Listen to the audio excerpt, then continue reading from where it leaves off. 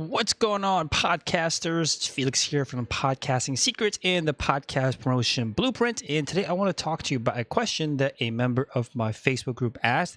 If you're watching this somewhere else and you want to know what is this Facebook group, it is called Podcasting for Entrepreneurs, where I help give advice and tips on how to grow your business using podcasting. And one of the members in there, Steve, asked a question about how to turn a listener into a buyer. And I taught a previous lesson where I talked about a couple of different types of episodes that I create that I recommend other coaches, consultants, and entrepreneurs create for their podcast to turn their listeners into buyers.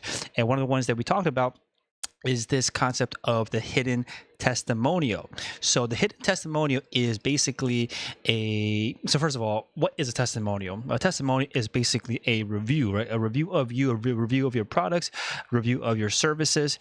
And one of the key things about a testimonial, why it's so important, is that a testimonial really allows you to get someone else to tell your story, get someone else to tell the impact that your products and your service can give to their lives, or has given to their lives. So why is a testimonial powerful? So it's the same reason that when we go on Amazon and we find a product that we're looking for, we're searching around what kind of product to buy. Maybe you're looking to buy let's see, I don't know, maybe looking to buy the latest, like some kind of new gadget, right? You're probably looking around at different options. And the first thing you do is you probably skip right down into the reviews. You want an unbiased opinion about that product. Who needed that product? Is that person like you? Did they have the same problems as you? Or did they get the results that you want in your life by buying this product? Or the same reason why we ask our friends for referrals, right? We want people that, to some degree, that we trust for sure, but even more important than that is someone that is unbiased to tell us about whether we should buy something or not. It takes a lot of pressure off of us as customers if we can look for that social proof from someone else that has already taken that leap of faith and bought the product before. Same reason as well as why you see a lot of times on Instagram, you got these influencers that get flown out to like resorts in Hawaii or like Bali or Thailand. They get flown out and they get to stay at the resort for free.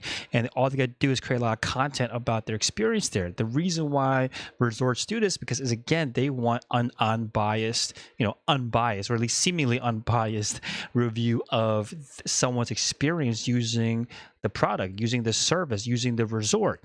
So that is why a testimonial is important. If you can get someone to listen and pay attention to your testimonial, you can turn someone from just a listener, someone who's hearing about you for the first time, into a buyer, because it does a couple of things for them. It puts that listener into the mindset of someone that has been in their shoes, right? They talk about where they were at, and then if the listener is like, wait a second, I am there right now, I can relate, and then the testimonial giver says that I enrolled in this program, I joined this coaching program, I bought this product, and here's how my life changed, here are the results I got. The person that's listening can really mentally walk through that and feel the desire to get the same results.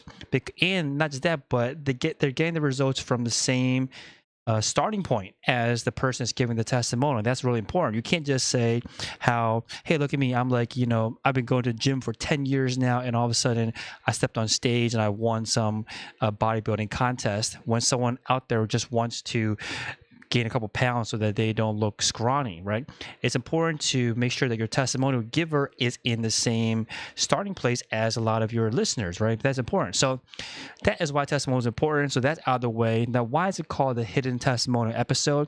Because in order to get someone to pay attention to a testimonial, the longer you get them to pay attention to it, the more powerful it is. So how do you get someone to pay attention to a testimonial, especially if you're doing a podcast episode and that's like half hour to 45 minutes or to even an hour long? How do you get someone to pay attention the whole time? So I actually built the entire Shopify Masters podcast, over 350 episodes now. Majority of them are, or at least have some kind of element of the hidden testimonial in it. And the key to it is to first of all, invite a past client, a past success story onto your podcast and have them walk through the hero's journey.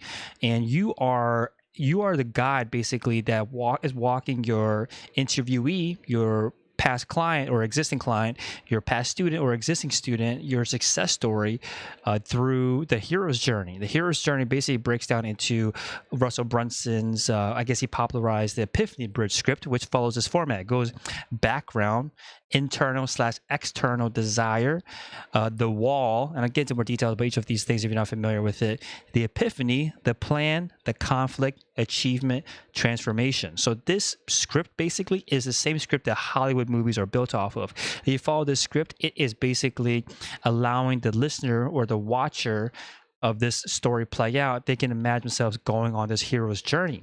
So the background is very simple, right? It is the situation, level set, what is going on, who is this person, who is this hero that's about to go on this journey.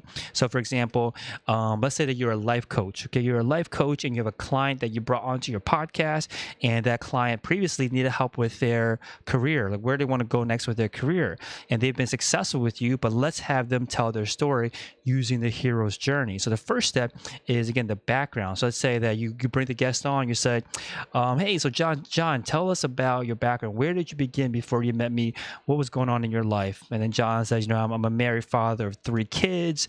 They're 8, 10, and 14, and we live in a great neighborhood, big house and everything, but I just wasn't happy with my career. Now we start to get into the internal and external desires. So internally, he'll say, so you ask him, what weren't you happy about? And he'll get into details about his internal desire at that stage, which is that maybe he felt he could achieve more in life. He had more to give. He had more skills and capabilities that he felt he wasn't exploring. And then you also talk about the external desire. So get him to talk about why was this important for him socially, right? Why was it important for people to see him successful? Maybe he was saying, I got a 30-year high school reunion coming up, and I know a lot of my friends and peers are going to go back and talk about all these amazing things that they've done, and I feel like I don't have those kind of achievements. So now we've covered the background, the internal and external desire. We've set the stage for why they want to go on this hero's journey. So now we talk about the wall. The wall is basically why they cannot achieve this on their own. So maybe John will say, I have reached the top as far as I can go in my corporate ladder. I have climbed to the top of where I'm at. I'm the VP of some department. I'm the VP of the finance department, and I have been here for 10 years. There's really no more room for advancement. The guy on top of me has been there forever. He's never going to leave. So I feel like I'm stuck. I feel like I'm capped out. So now we talk about the epiphany. Now this is where you come in. This is where you come in as the coach, the person that provides a service or product. So you can say now at this point in the epiphany stage of this story is that John started working with you, and that you taught him something. You taught John something that changed his perspective and put him on a new path. Before, he was hitting against his wall. He thought that this was it, but then you showed him, hey, a second, look to your left. There's actually another path you can take. You provide that epiphany. So maybe in this story, you tell John that, hey, stop climbing the corporate ladder. There's no way to break through the ceiling. You can't climb this anymore. Why don't you look at taking your skills and capabilities and being a consultant, selling your services to other companies, and not be so focused on trying to climb the corporate ladder. Take your skills, take your experience; they're really valuable, and let's see, we can help you freelance and pick up jobs with other companies. So then we step into the plan. The plan is putting all those things into action. So you sit down with John every single week, and you devise a plan to come up with his offer, come up with his pitch, come up with how to reach out to prospective clients. You come up with how to service the clients that he brings on. You come up with all these plans. Now, that story is not as interesting without some conflict. And here's where you can demonstrate some more of your value. So maybe a part of the story is that John struggled with the offer. He struggled with how to find clients. He struggled with how to pitch to them. And he'll talk about all this on your podcast. And then you break down, hey, so whenever you feel stuck on an offer, I want you to think about this analogy, which is to think about what do people come to you for advice on. if whatever they come to you for advice on is probably what you're most skilled at, it's probably what you present yourself as most skilled at. So it's probably something the easiest thing that you can charge for. So you help knock down those conflicts, again, demonstrating your value to the audience. Again, this is all very hidden because it's a story that you're telling. You're not pitching and saying, hey, I'm an amazing coach because I did all these different things. You are letting your client, your success story, tell the story, basically talk about how amazing you are without you having to say much at all, other than to guide him along the way. So now we hit the conflict. Now we talk about the achievement. So now, John, we ask, John, so after, work with me, how has your life changed? And John would say, I don't make twice the amount of money I made before by just freelancing and being a consultant. I've been able to quit my day job, been able to spend more time with my kids. My wife loves, my wife is a lot happier now because we spend more time together. We go on more vacations. I finally got to go to that 30-year high school reunion. Everyone was like, wow, man, you're doing so awesome in life. All these great things happen in this life. And then lastly is the transformation. So transformation is the key to all of this, because the transformation is the kind of internal goal that he's reached. He thought he wanted this goal of making more money, climbing further in his career, but really what he found at the end of this was that he's capable of a lot more than he has. He's capable of a lot more than he thinks he has. Than he thinks he previously he thought he could become, as long as he steps off of the path that society has laid out for him, as long as he stops trying to climb the corporate ladder and start carving his own path. That was a transformation. That's what he realized. That's how he elevated himself. So that is an example of the hidden testimonial episode. You brought on a client, a success story of yours, and you had them tell the Epiphany Bridge script. Look that up if you don't know what it is. It's basically the hero's journey of what it was like before they worked with you, how you came and improved, how you came and with your service, your products, and you've made an amazing change in their life, and then the results of you two working together. So that is one of the things that we teach that I teach my students in my program.